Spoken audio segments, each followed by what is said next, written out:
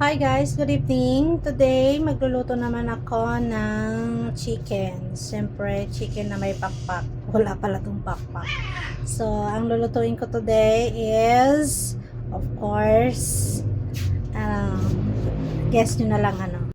So, this is guys, ang lulutuin ko ay adobong manok. Of course, may nasuka, toyo, ano na ako ng mga mga ingredients. Ito, siyempre sa okra, lalagay ko sa adobo. Ay, naku, hindi ko ilalagay yan. Itong okra na to ay ilalaga ko, pakain ko sa aking nanay. Siyempre, may 1 scoop of sugar, water, and itong itlog na to ay nilaga ko na. So, mamaya balatan ko na lang pagkatapos na maluto na yung adobong manok. So, let's guys, start na ako magluto ng aming evening food, adobong chicken. So, magpainit na ako ng aking maiwagang kawali. So, let's start.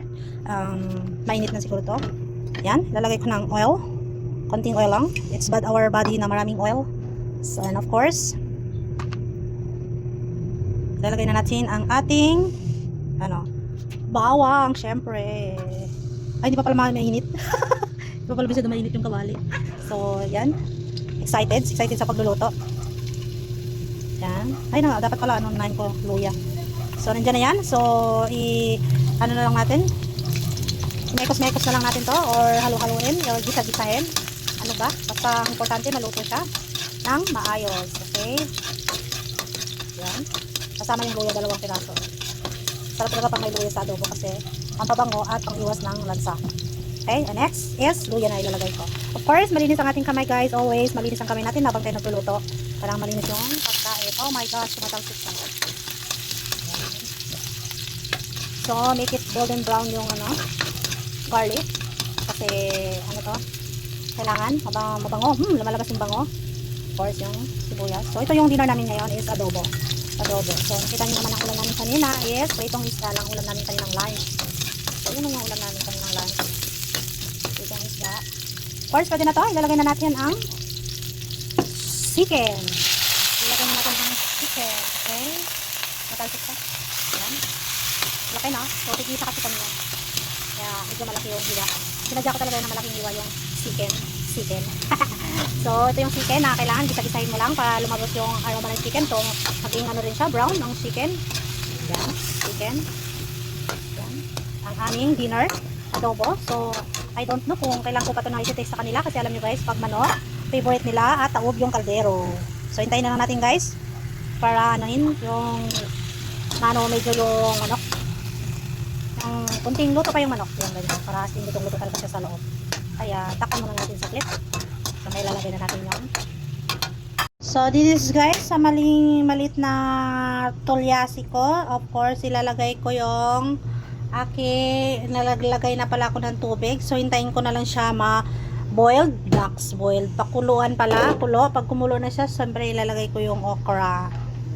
So, nilagang okra ang tawag doon. So, diba, i-match ko to sa adobong manok. So, yun ang kakainin namin for dinner ngayon.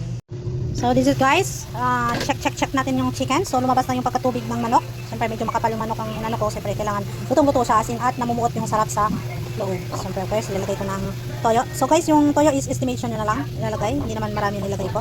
Siyempre, of course, in-estimate ko lang din yan. And then, ilalagay ko tong paminta to make aromatic. Aromatic ba yan? Tawag dyan. Gusto ko talaga sa adobo meron paminta, laurel, ganyan. Kasi para panabango siya. So, yung suka kunti na lang. So, kailangan ko taripilin yung mga lalagayan ko. So, yan, this is it. Yan, nubos ko na yung suka kasi kunti na lang naman. So, yan, of course.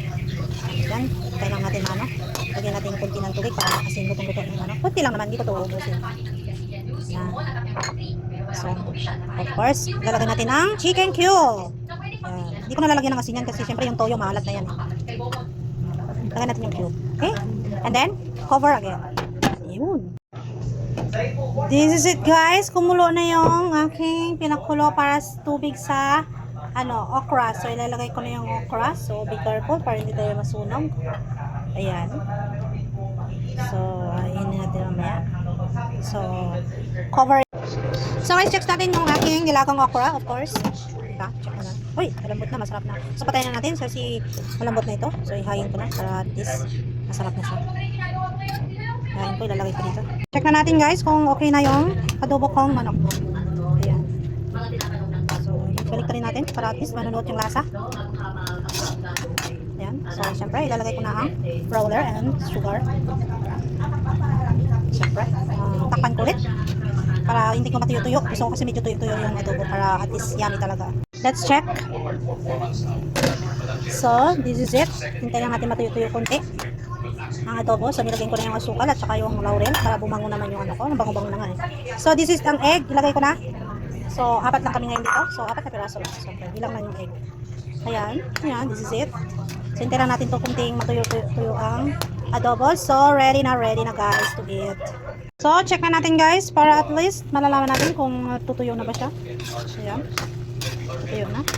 So, ayan. Okay na to guys. Para kakain na kami. So, at least parang may sabaw-sabaw din. Ayan. Tataob yata yung kaldero namin ngayon. So, ang ano nito?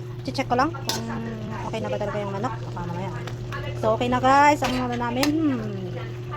Sarap-sarap nito. So, okay na ang luto ko. Papatayin ko na to. Okay, at mga ang laki ng videos. Kaya rin ito